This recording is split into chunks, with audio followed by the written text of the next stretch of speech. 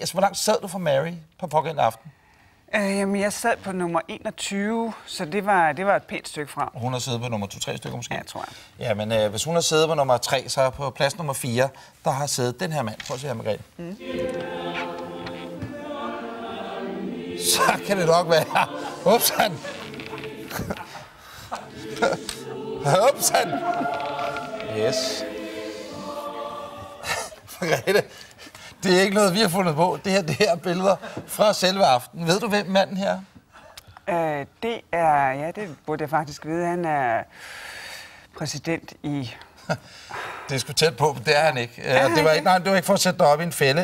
Det er Pentti Arjavi. Det siger der heller ikke en skid. Han er fra Finland, og han er gift med hende her. Prøv at se her. Nå, så han er præsidentens mand? Ja, det ved jeg ikke, men det er i hvert fald den siddende finske præsident. Hun hedder Tarja Kaarina Halonen, ikke? Jo. Ja, lige præcis. Hun er faktisk, det er hendes sidste præsidentperiode. Jeg ved ikke, hvor mange år man sidder i Finland, men hun kan ikke sidde længere. Og det var altså hendes mand, vi så. Vi kan lige tage den i slå igen.